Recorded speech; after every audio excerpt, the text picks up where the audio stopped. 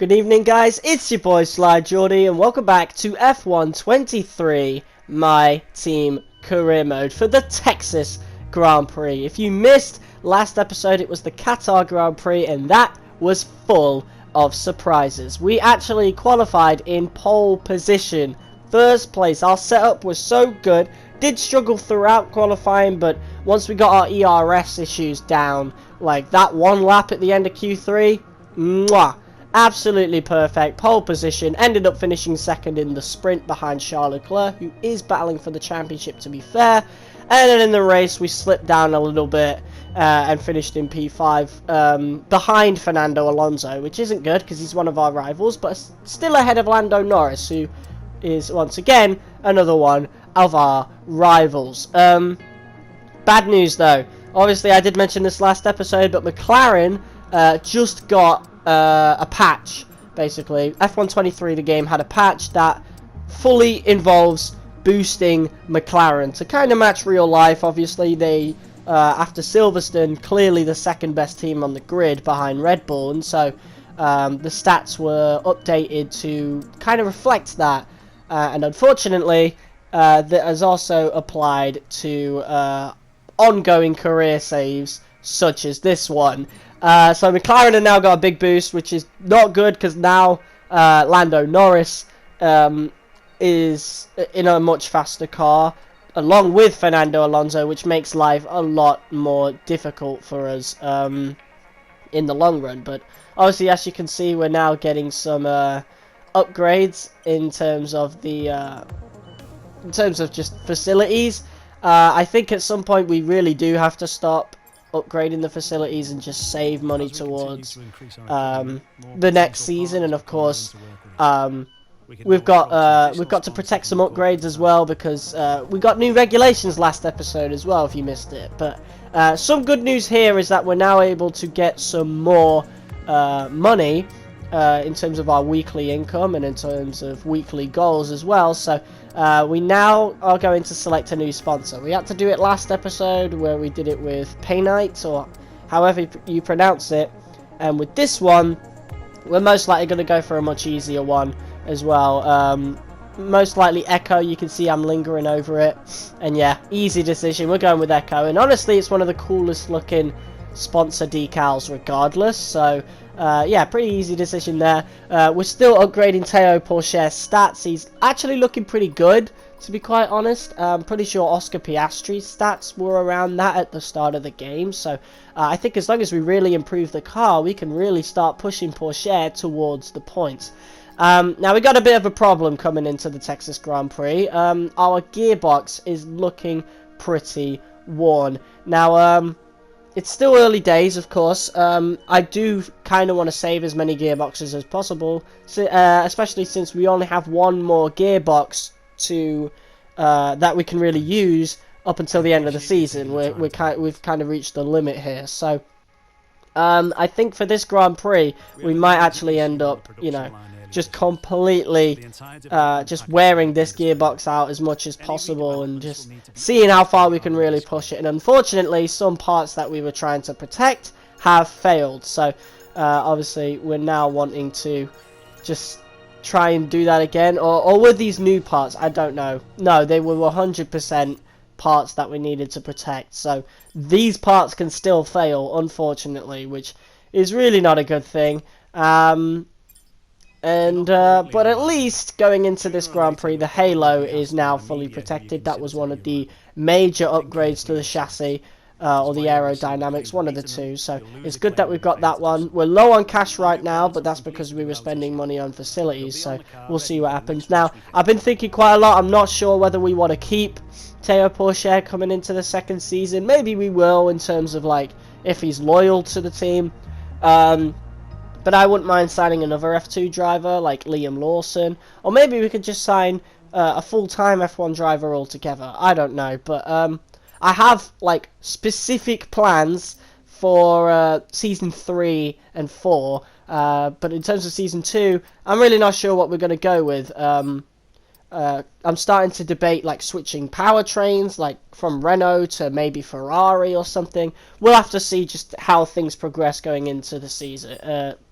end of the season. But luckily the weather is looking pretty good, and we're getting closer and closer towards AlphaTauri. Hopefully we can actually overtake them, because if we can't overtake AlphaTauri in the R&D chart, we will lose Théo Pourchaire, and I don't want to lose him. You know, I want to like take an F2 driver as far as we can take them, and it does suck that we ended up losing Drugovich, because that was the guy I wanted to carry through. You know, that he's the F2 champion, and maybe we could re-sign him. I think I'll put out a poll on the channel or the Instagram where you guys can decide whether we keep Théo Pourchaire or we go with Felipe Drugovich. I don't know.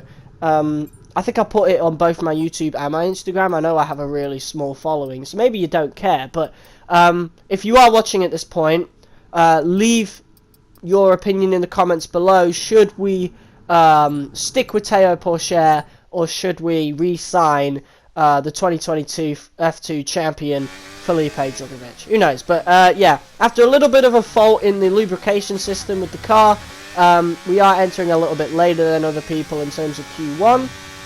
So here we go. Our first lap around Texas. Now, on F1 2019 and 2020, I never really liked this track very much. On this one, a lot of the tracks that I do like have really improved. It's only really Baku and Mexico that just don't quite feel right for me in terms of how the track feels, especially Baku, and I think everybody's been talking about how Baku feels off, so maybe that's something to kind of experiment with, especially in Season 2. I mean, we're going to have to. If you guys remember the Baku episode, we didn't even finish. We crashed out in the sprint, and I just got so depressed about it in the race that we just retired the car. So, yeah, anything, quite frankly, is better in the Season 2's Baku. But yeah, the USA Grand Prix, or now the Texas Grand Prix, since we now have the Miami and the Las Vegas Grand Prix. I've never really liked Sector 1 that much, the whole zigzag part of it. It's definitely a little hard to get used to. And I know this track is a fan favourite, so maybe I'll get a bit of stick for that. But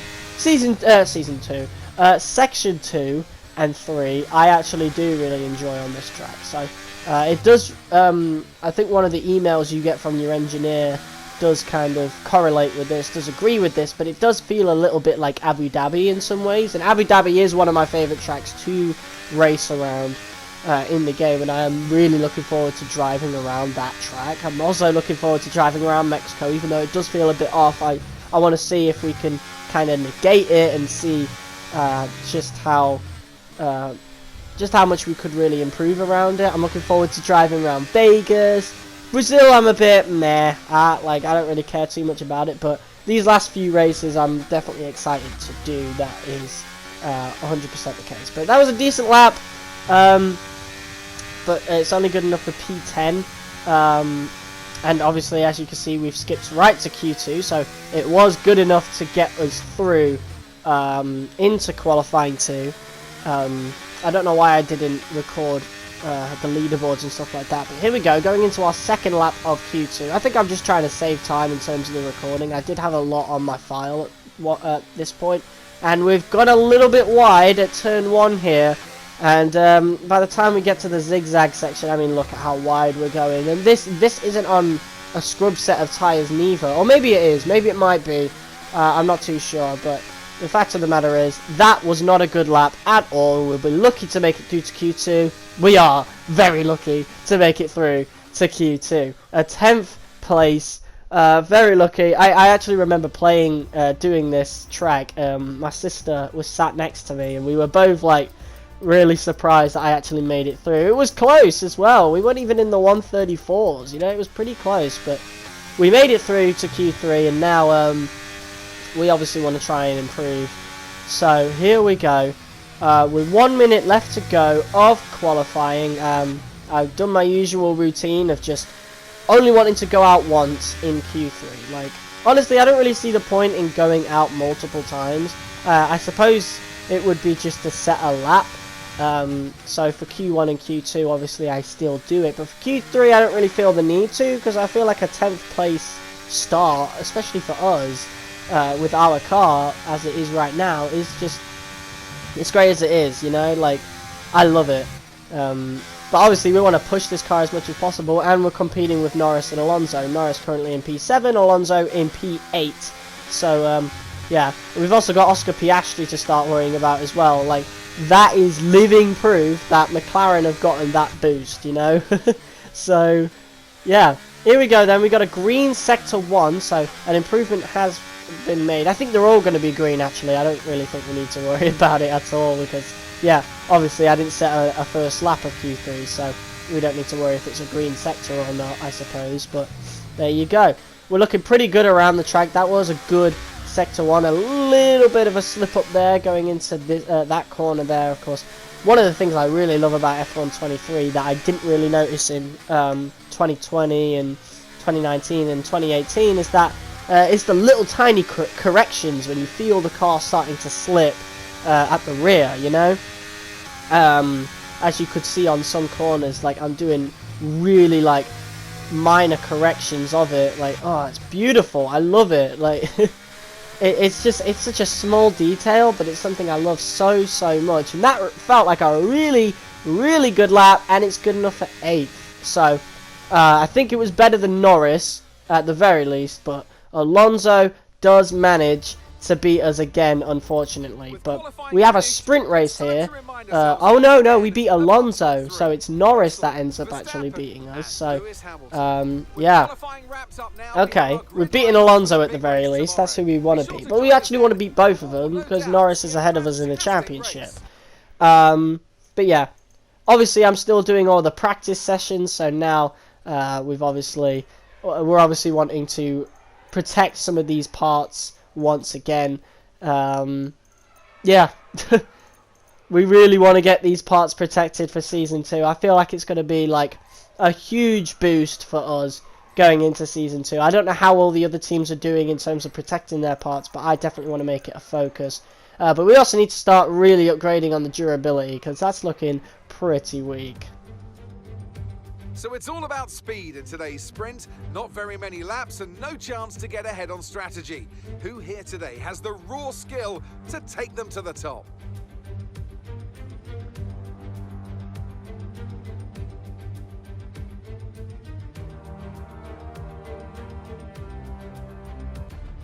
Let's run you through the driver grid order for today's exciting sprint. George Russell will begin today's event in pole position, and Max Verstappen lines up alongside. Looking at the rest of today's grid, we have Hamilton, Sainz, Leclerc, Perez, Norris, the owner driver, Fernando Alonso, Oscar Piastri, Ocon, Bottas, Gasly, Magnussen, Stroll, Joe, Hulkenberg, Albon, Sonoda, Théo Pourchaire, Sargent, and Nick de Vries. And with preparations almost complete, let's head trackside for today's sprint. And joining me again for the race today, Natalie Pinkham. They've been involved in a number of costly incidents lately. That's got to affect their mindset going into this race. It's not an ideal situation by any means. When you get into a bad run like that, there's always the risk of frustration creeping in, which can cause more mistakes and locks you into this vicious cycle. Hopefully today they can get through turn 1 cleanly and stay calm for the rest of the race. Well, here we go, ladies and gentlemen. It is time for the sprint race, and if Qatar was anything to go by, we can still get, like, any points that we get here are still extremely important. And the strategy does not include soft tyres, which I actually quite like. That means we can save some soft tyres for the full race. And yeah, everybody's going to be starting on the mediums. Everybody's got a very similar idea. So, yeah. Obviously, starting in front of Alonso, which is already amazing. We want to get in front of Alonso as much as possible. Starting behind Norris, but I'm quite confident in terms of my race starts. For some reason, the AI isn't very good at race starts on this year's game. Obviously, it's been improved with patches, but yeah, I seem to be really good against the AI. I say that, though, maybe it just like it comes down to like start faults, because if you remember last episode, Lewis Hamilton made an absolutely rocket ship start at the start of either the sprint race or the full race. So yeah, I'm pretty sure like it's definitely been patched, and it must be just a random faults thing. So I'm quite confident we can get ahead of Norris from the get-go. Let's just see how far up the grid we can actually get, starting from P8 as we wait for all the cars to line up, and we go up to 5 red lights for the start of the Texas Grand Prix. And it's lights out, away we go, and Lando Norris and Sergio Perez has had an absolutely terrible start, and so has Lando Norris and Charles Leclerc as well, as we go down the inside of turn 1 here, seeing if we can get past Charles Leclerc. Of course, the 2 Mercedes cars are looking really good around Texas, as they are right up the front of the pack, and Max Verstappen is in first place. Shock horror. And it's not good for Leclerc, because he is in 5th place now. Of course, Verstappen and Leclerc are locked into a pretty intense title fight. Sergio Perez is there as well, though he had a terrible start, so he's actually in the lower top 10. So yeah, P4 for us so far is looking pretty good, but of course Alonso still had a really decent start as well. P6 for him, with only Charles Leclerc to separate us, and that is going to change as Charles Leclerc goes right past us, probably using a bit of ERS, maybe not, you know, a lot faster, and that's why I'm kind of hypothesizing switching engine at the end of the season. I wanted to see if I could like carry a Renault engine to the championship, but yeah, I think I'm open to change. I definitely want to try the Ferrari one, because I have specific plans for the Mercedes and Red Bull engines in terms of like, you know, a little storyline that I'd like to do in the career mode, you know, like I used to do for the WWE ones. Just kind of role play it a little bit, and I have specific plans for the Mercedes engine and the Red Bull powertrain in this game. So yeah, in terms of Season 2, I'm very open to either keeping the Renault engine or going with the Ferrari engine, and I think if we go for the Ferrari engine, it would definitely give us a big boost in terms of R&D, that's for sure. And if we want to go for the championship, I think we might actually go for that 100%. So we'll see. It's still early days. I have enjoyed using the Renault engine. It's not been too bad. But yeah, as you could probably tell, not much happened in the sprint race after that, after Leclerc overtook us. So good thing we managed to keep Norris and Alonso behind us. A P5 for the sprint race and a driver of the day. Pretty good. A really, really good start. I'm quite happy about that. How many points is that? 4 points. 4 points going into the full race as Lewis Hamilton takes the win here around Texas. So the Mercedes cars looking really good around this track. Yeah, quite happy for them, I suppose. Not really. But yeah, Verstappen with that P2 finish is back ahead on of the championship. I think he was anyway. I'm pretty sure. Did he win the full race in Qatar? I'm pretty sure he did. I'm not sure, but I can't really remember well. But we finished ahead of Norris and Alonso, so that's what's important. Formula One is now so beloved in the United States that we race here 3 times a year. But let's give respect to COTA, or the Circuit of the Americas, to give it its full name. This place laid the foundations for this moment and still remains the host of the US Grand Prix. It's the Circuit of the Americas then, situated 14 miles outside of the great city of Austin. This is a 3.6-mile lap with 20 corners, 10 to the left and 10 to the right, and top speeds of around 200 miles per hour. Overtaking opportunities are available into turns 1 and 12, especially with that rear wing DRS wide open. Off the back of a fantastic qualifying session, it's time to see how our starting grid looks like for today's race. Lewis Hamilton lines up on pole position, edging out Max Verstappen, who'll start from P2.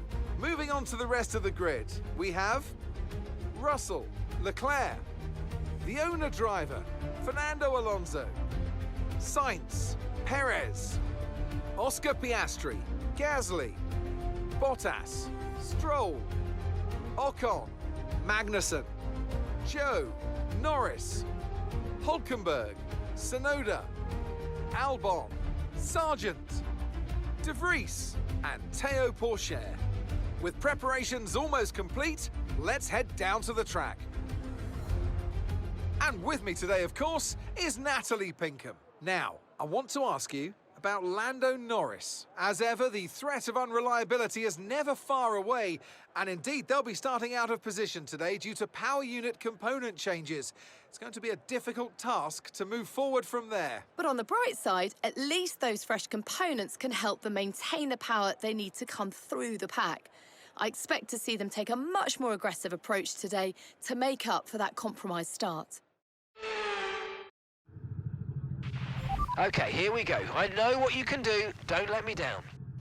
Ooh, and a little bit of luck has gone our way. Lando Norris, as you guys probably noticed, has taken a grid penalty, a 10th-place grid penalty. So, at least for the first part of this race, we don't have to worry about him at all. All we've got to focus on is Fernando Alonso. That's literally it. And since we've got a pretty good start in the sprint of P5, we could actually, like, go a lot further here. You know, we seem to be really, we seem to feel really good around this track. And other than the two straights, it's a pretty, like, I think the straights are short enough to really defend well. Like, it's not like Qatar, where we had the massive long straight to the point there was just no point in, like, defending it at all. With this track, we can actually, like, defend really well. So if we can get into a pretty high position, we could defend it. So yeah, lights out and away we go. I'm feeling really good about this race, and it seems as though everybody's had a decent start here. As we go into turn one now, we're going to go around the outside as people get bogged down a little bit, start blocking each other and stuff. And now we're going down the inside of Max Verstappen. He is still faster than us, obviously. But we're in P3, ahead of George Russell, ahead of Charles Leclerc. We actually made 2 overtakes going into turn 1 there. And obviously with all the hecticness, definitely cut the corner a little bit there. Trying to regather my bearings in terms of getting onto this track.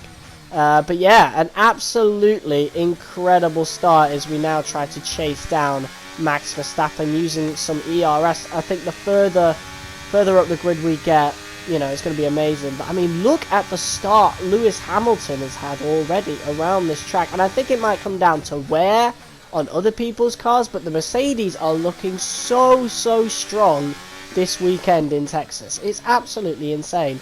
So Lewis Hamilton might be hard to catch, or he won't be caught at all. I don't know, but we seem to be keeping up with Verstappen at the very least very well. So I'm feeling really good about it, as we are also faster than Leclerc. So yeah, pretty good setup we've got here as well. So yeah, I'm feeling really good about it. Lap 1, P3, as we go on to lap 2.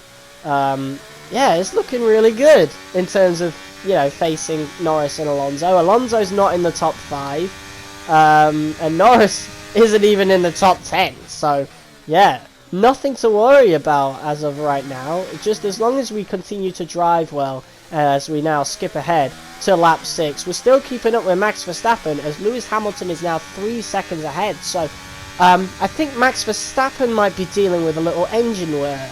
I think he might have an engine issue. Like, look at how easy it is to actually get ahead of him. This isn't like Silverstone, where we had to spend so much ERS, you know.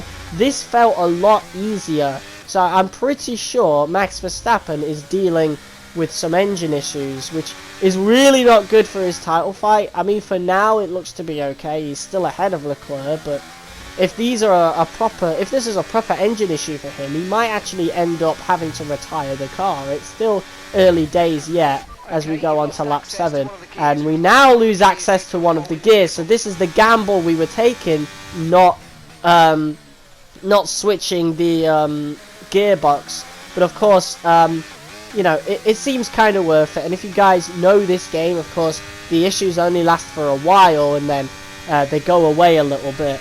And I know this issue, it jams one of the gears, like we have to skip one of the gears, but eventually it goes back to normal, or somewhat normal. But I know the next stage is like full-on gear jamming to the point that like we just can't ignore it. We would 100% be slower. But this one we could kind of work around. I can work around losing 4th gear as Max Verstappen re-overtakes us. I'm not going to fight him too much. Of course, we didn't break enough there, and that will come down to one of the lost gears, obviously. And yeah, I think to save a little bit of time and maybe to try and give the gearbox more time to kind of fix itself, I suppose, we're going to undercut. We're going to undercut this here. We were originally going to pit on lap 9. We're going to pit on lap 8 instead. And honestly, these soft tyres are feeling a bit knackered regardless. And I want some time to recharge the ERS. Obviously, now my engineer is telling me I'm pushing too hard and my gearbox is taking on increased wear. But we really do need to push hard if we want to save, if we want to keep P7 in the championship. So yeah, with 75% gearbox wear, definitely after this Grand Prix we need to replace it 100%. I think I might still try and push the gearbox, like depending on where it is at the end of this race, like into the practice sessions of Mexico. But yeah, definitely for the race in Mexico it needs to be replaced. But for this one, for the USA, for the Texas Grand Prix so far, we're looking pretty good, and that was a pretty good pit stop. Now onto the mediums, which I feel really good on. So it seems as though we've made the right tyre strategy, unlike Qatar, where I think we should have started on the softs and gone on to the mediums, but instead we went on the we were on the hards and went on to the hards.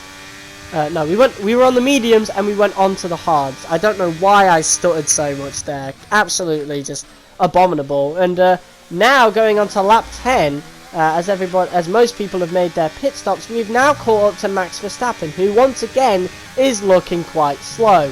So I genuinely think, like, yeah, this is 100% an engine issue for Max Verstappen. So it's not looking good. He's on the ropes. He's still ahead of Leclerc, and I think if things stay as they are, I think, especially with the tyre choices, I think he can still sort of salvage it, you know?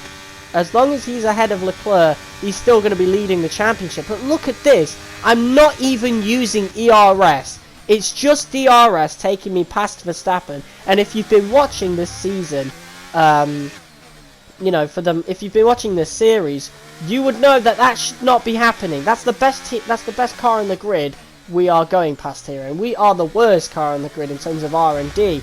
And we've just overtook Verstappen with almost ease, and now the yellow flags are out in that section, and it looks as though, yes, our suspicions were correct. Max Verstappen did have an engine issue, 100%. What a sight to behold. As it says at the top of the screen, Max Verstappen is out of the session, which is good for us as well, because we seem to be competing quite highly in this race so far, so that's one less competitor for us here. And obviously we're on a better tyre compared to Leclerc as well, so we don't need to worry about him neither. So we've got a virtual P2 right now, with only really George Russell to fully worry about, I suppose. We've got a good enough pace here to stay ahead of Leclerc, at least until towards the end of the race, because he's on the hards. We've got a full 4 seconds on him, which is looking amazing as we now go onto this straight on lap 13. George Russell is overtaking us. I'm going to let him pass. Why would I fight him when he's clearly faster than me, and I'm still going to get a podium finish anyway? Like, I want to make as much time as possible and try and stay as far ahead of Leclerc as possible, because as you can see, he's already pulled about half a second on us. So, yeah, I don't want to lose any time to Russell at all.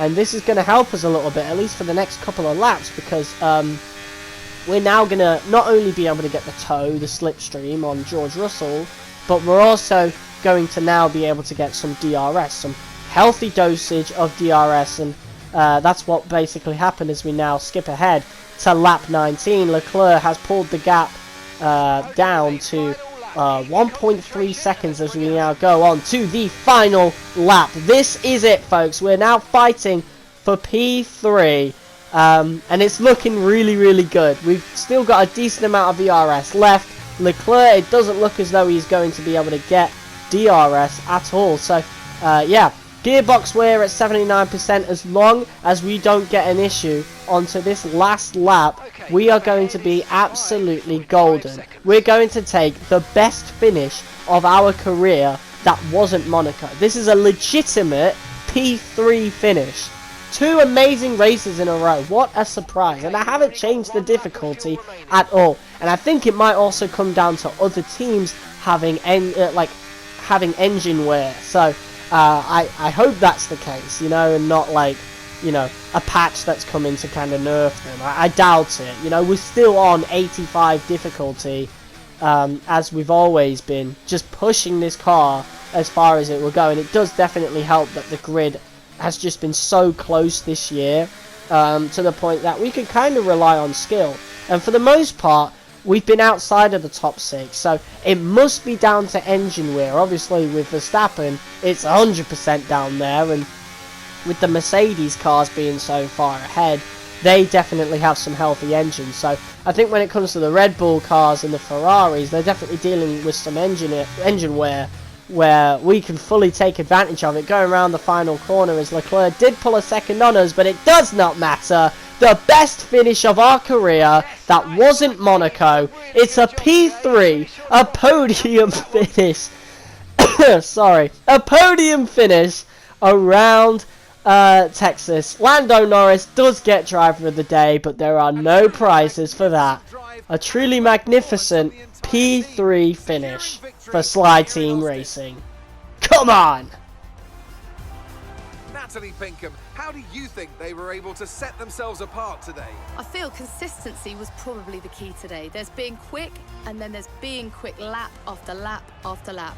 If you can do that, you can capitalise on other people's errors without making many of your own. And that's an approach that can push you a long way up the field.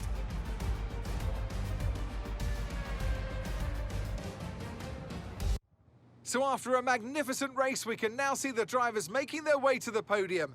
Once again, it's the Silver Arrows who take the top spot, a well-earned victory for Mercedes. Well, Mercedes on the podium, but that's not the good story. That's not what everybody's going to be talking about in the media. On that P3 spot, we are once again in Slide Team Racing overalls on the podium. What a brilliant weekend that was. It's strange, because we did start running into a run of, like, I wouldn't say bad luck, but of where the car should be. We were really starting to struggle to get into the top 10, and I think it must come down to other teams and their engine wear. So at some point, we're going to get a bit of a reality check when they start putting new parts in. But for now, like, these are really important points. That's 19 points gained on in the championship. Lando Norris only got 4 points that entire weekend, and Alonso only got 10. So those 9 points are going to be extremely important in terms of our fight for P7, best of the rest outside of the top 6 in the championship. And as you can see, we've actually overtaken Lando Norris. Me and Alonso have both overtaken them. So we now have P7 in the championship. This is amazing, and we're still ahead of Aston Martin, just about in the constructors, and we're still trying to keep up with McLaren. And I think if results kind of stay like this, if we can stay ahead of Norris and Alonso, there's a chance we could beat them both in the constructors as well, which would be hugely impressive, because all those points are ours. Like, our teammate has never scored a point. Neither Drugovich or Pourchaire scored a point, unfortunately.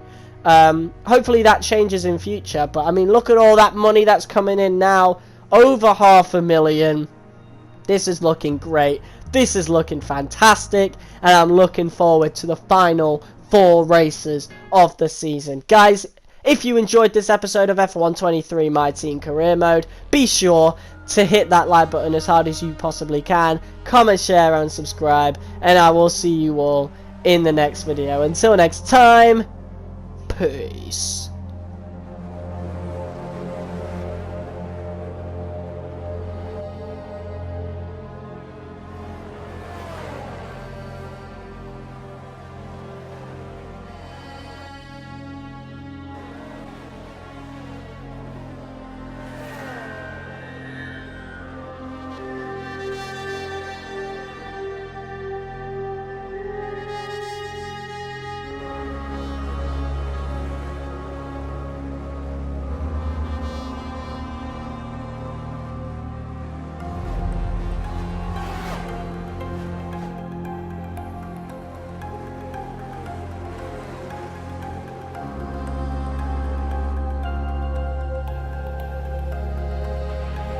mechanical issue means you've lost one of the gears, I'm afraid. Say again, you have lost access to one of the gears.